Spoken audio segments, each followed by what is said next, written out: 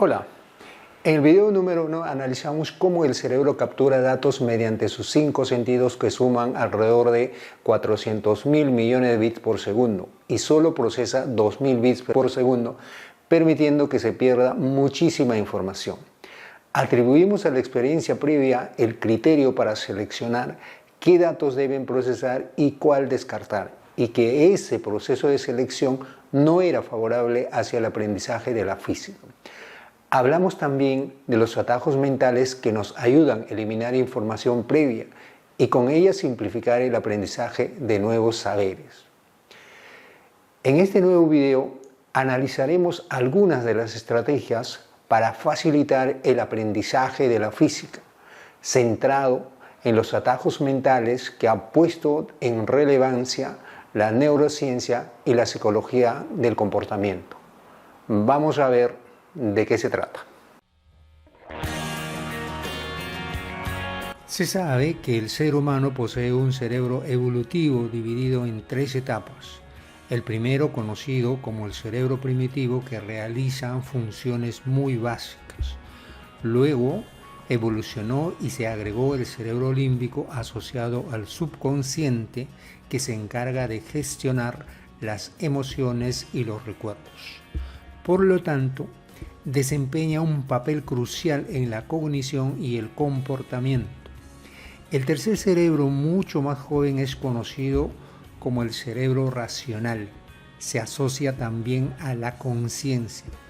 Para muchos es solo el portavoz del cerebro límbico, o sea, se encarga de justificar las barbaridades que comete el cerebro límbico. Por ahora, nos vamos a centrar en los 3 de muchos atajos mentales, que son el origen inconsciente de las decisiones, el efecto ancla y el cerebro y sus atajos cognitivos hacia la simplicidad. Veamos en qué consiste cada uno de ellos. El origen inconsciente de las decisiones.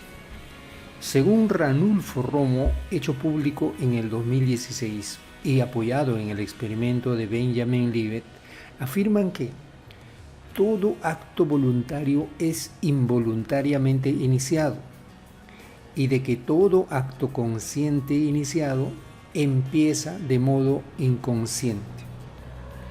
Lo que quiere decir es que toda decisión emocional o racional se inicia de manera inconsciente, y la conciencia serviría como una especie de veto o regulador de las decisiones. Te lo ilustro con un ejemplo. Imagina que decides saludar a María. Esa decisión se inicia en el inconsciente unos 200 a 300 milisegundos antes que el cerebro consciente esté al tanto de esa decisión. Esto tiene implicaciones tremendas en el ser humano. Los sistemas económicos, los sistemas educativos y los otros han sido pensados para el cerebro racional y no para el límbico, donde al parecer toda decisión se inicia de manera inconsciente. El efecto ancla.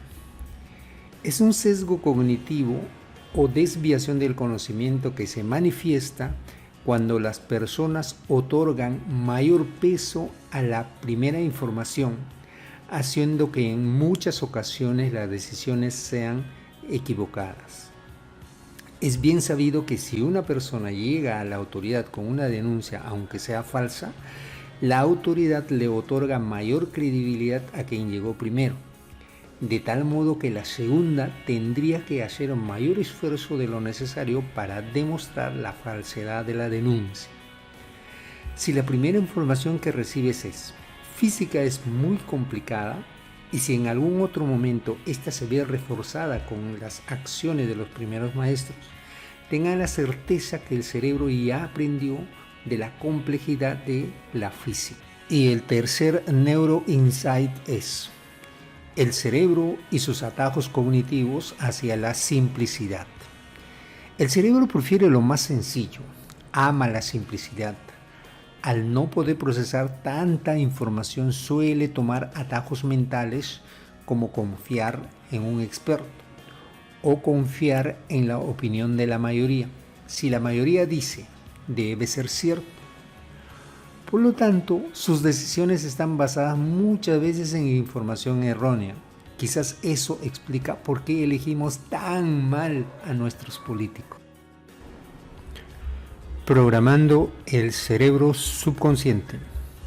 Si concordamos con Ranulfo Romo en que toda decisión se inicia en el subconsciente, debemos asumir que esta parte del cerebro tiene un papel preponderante en el proceso de aprendizaje, no solo en el área de la ciencia, sino en todos los procesos de aprendizaje. Por lo dicho, concentrarnos en el subconsciente es fundamental.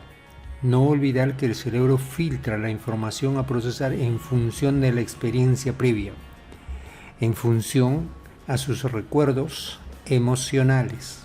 En este punto, me encantaría darles un algoritmo o un código de programación para modificar lo aprendido y que sin duda retrasa el proceso de nuevos aprendizajes. Lamentablemente, siento decirles que por ahora aún no existe tal algoritmo, por lo que recurriremos al método tradicional, al estilo de la vieja escuela. Veamos de qué se trata. Reprogramando el cerebro subconsciente. Antes que nada, quisiera pedirles que respondan a la siguiente pregunta.